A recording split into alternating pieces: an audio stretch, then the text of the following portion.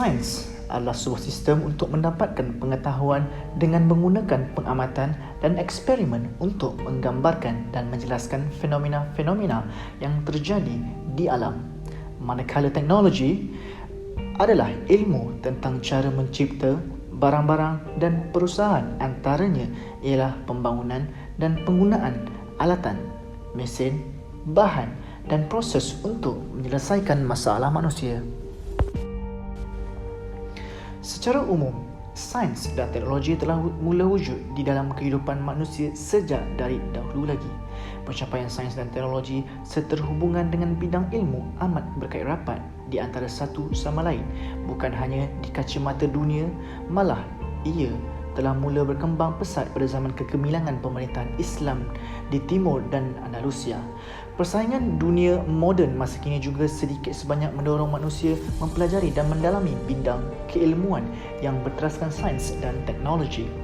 Kemajuan dalam bidang sains dan teknologi tidak akan dapat dicapai dan dikuasai tanpa memiliki dasar yang kuat tentang ketinggian ilmu pengetahuan. Kegemilangan tamadun manusia banyak dipengaruhi oleh kehebatan sains dan teknologi yang dimiliki oleh mereka. Contoh yang jelas dan masih boleh dilihat sehingga kini adalah kehebatan tamadun Mesir purba.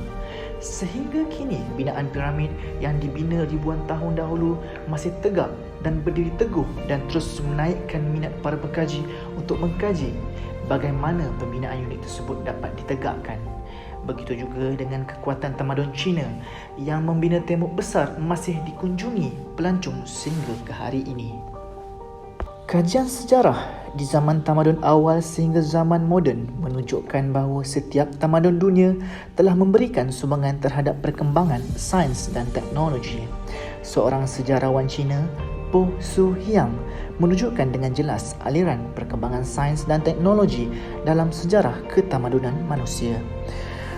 Bermula sejak tahun 3500 sebelum Masihi, dikenali zaman tamadun awal wujud dalam sistem kerajaan iaitu Babylon dan Mesir purba. Pada tahun 1000 sebelum Masihi, wujud sains dan teknologi dalam tamadun Yunani, India dan China yang diklasifikasikan sebagai tamadun klasik.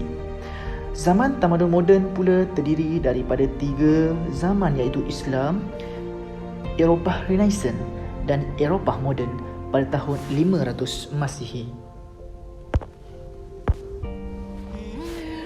Sejarah telah membuktikan zaman kegemilangan tamadun Islam yang mana masyarakat Islam itu sendiri telah membina satu tradisi sains dan teknologi yang telah mendorong kelahiran dan pertumbuhan sains dan teknologi moden di Eropah.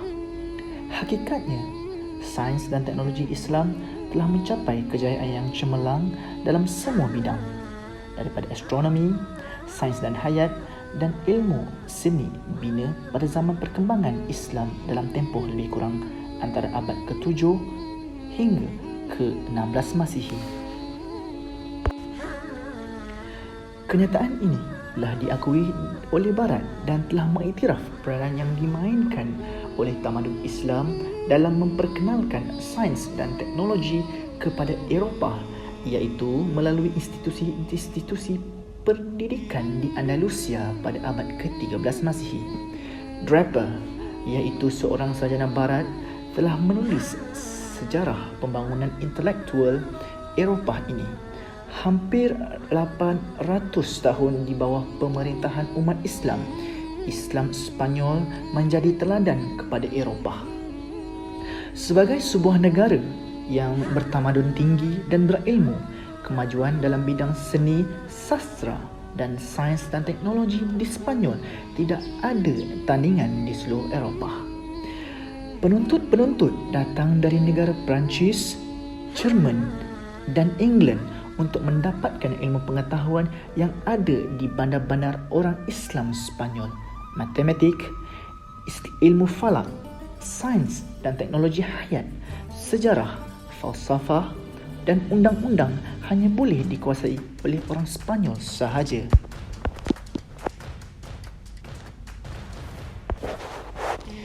Ini menunjukkan bahawa proses pemindahan ilmu sains dan teknologi daripada ketamadunan Islam melalui pendidikan dan pengajiannya merupakan aset terpenting dalam perkembangan tamadun moden Eropah. Malah, ianya juga berfungsi dalam menentukan corak kehidupan manusia sejagat. Perkembangan sains dan teknologi barat atau diistilahkan sebagai sains dan teknologi moden berhubung kait dengan perkembangan tamadun barat. Malah, perkembangan tamadun barat boleh dianggap sebagai tamadun yang mencorakkan dunia hari ini sebagai menjadikan keseluruhan epilognya seolah-olah sebuah dunia barat yang besar. Di antara sumbangan sains dan teknologi dalam budaya ilmu adalah penghasilan karya dalam bidang sains perubatan. Ibn Sina menghasilkan 116 karya dalam pelbagai bidang seperti falsafah, mantik, matematik, astronomi, kimia, fizik, biologi dan sains politik. Buku-buku tersebut telah dihimpun oleh Dominican Institute for Oriental Studies di Kairah, Mesir. Kemudian pada tahun 1950 Masihi, ia telah diterjemahkan ke dalam bahasa Arab dan dinamakan sebagai Mu'allafat Ibn Sina, yakni karya-karya Ibn Sina. Biasanya dihargai hingga ke hari ini. Sebuah universiti pendidikan di Hungary telah mengambil sempena nama beliau, iaitu Avicenna College. Sumbangan seterusnya adalah di bidang kejuruteraan hidrologi. Ketika pemerintahan Umar Abdul Aziz, beliau telah mengarahkan pembinaan terusan yang panjangnya 10 km untuk mengalirkan air Sungai Furat ke Basrah sebagai punca air kerana berlakunya kemarau yang panjang. Di Parsi pula, teknologi air bawah tanah telah dibina di sekeliling bandar Isfahan dengan mengalirkan air daripada Sungai Zayan Dirut bagi kegunaan pertanian dan perumahan. Sumbangan lain adalah di bidang astronomi. Ahli astronomi Muslim telah meneruskan tradisi astronomi Ptolemy, tradisi Parsi dan India. Ahli astronomi Muslim generasi pertama muncul pada pertengahan abad ke-8 Masihi di Baghdad. Rekod terawal mengenai carapan astronomi dalam dunia Islam bertarikh 184 Hijrah apabila Ahmad Al-Nahawandi mencerapi pergerakan matahari di Parsi. Balai cerapan atau observatory dibina contohnya di Marakah oleh Nas ad-Din At-Tusi pada tahun 1259 Masihi. Mengandungi beberapa bangunan termasuk kubah yang menerima masuk pancaran matahari serta perpustakaan yang mengandungi 400,000 buah buku. Lebih 100 orang pelajar belajar dengan Al-Tusi di observatory tersebut. Astrolab digunakan untuk menentukan altitude bintang, matahari dan planet. Ia juga boleh digunakan untuk mengukur waktu, ketinggian gunung serta kedalaman perigi, sungai atau laut. Teori hubungan antara sains, teknologi dan budaya ilmu. Teori Al-Kindi. Al-Kindi mengklasifikasikan ilmu kepada dua, iaitu ilmu teori yang terdiri daripada tabi'i, matematik dan metafizik. Yang kedua adalah ilmu praktik yang meliputi akhlak, pengurusan rumah dan pengurusan bandar. Selain itu, ilmu psikologi dikategorikan sebagai ilmu tabi'i. Al-Farabi mempunyai pengklasifikasian yang lebih meluas dan menyeluruh. Menurut beliau, sains terbahagi kepada dua, iaitu falsafah yang terdiri daripada dua jenis utama, praktik dan teori. Sains falsafah jenis praktik adalah terdiri daripada politik dan akhlak. Manakala bagi jenis teori pula dipecahkan kepada tiga bahagian, iaitu metafizik, fizik dan persiapan. Sains kategori kedua pula merupakan sains praktis atau dikenali sebagai sains transmisi atau wahyu. Selain itu, sains juga menurut Al-Farabi terdiri daripada sains yang dituntut untuk dipelajari, iaitu syariah yang dibahagikan kepada ilmu kalam dan ilmu fiqh. Sains bagi kategori kedua pula ialah sains alat yang terbahagi kepada logika dan linguistik. Teori Ibn Sina. Ibn Sina telah membahagikan ilmu kepada dua bidang utama, iaitu yang bersifat abadi dan sementara. Ilmu yang bersifat abadi dengan dua fungsi utama, iaitu sebagai tujuan dan sebagai alat yang hanya terangkum dalam ilmu logika. Ilmu abadi yang berfungsi sebagai tujuan diklasifikasikan kepada teoretikal yang terdiri daripada ilmu alam semula jadi, matematik, metafizik dan ilmu universal. Klasifikasi kedua pula adalah praktikal yang merangkumi akhlak, pengurusan rumah, bandar dan syariah. Teori Al-Ghazali. Al-Ghazali mengklasifikasi ilmu secara lebih bersifat umum. Beliau telah mengklasifikasikan ilmu kepada syariah yang terkandung di dalamnya sumber asal Al-Quran, Al-Sunnah, Ijma' dan sejarah para sahabat. Pecahan atau cabangnya pula ialah fiqh dan hati, nahu dan bahasa sebagai pendahuluan yang terakhir. Penutupnya juga terdiri daripada Al-Quran dan lain-lain. Kategori kedua pula ialah ilmu akliyah yang mencakupi daruri atau ilmu yang dianugerahkan oleh Allah, juga dikenali sebagai ilmu laduni. Ilmu akliyah yang diperolehi dipecahkan kepada dua, iaitu dunia dan akhirat. Ilmu bersifat duniawi terdiri daripada perubatan, matematik, astrologi dan kejuruteraan, manakala ilmu akhirat hanyalah meliputi sifat-sifat Allah, yakni tauhid, dan hati, yakni tasawuf.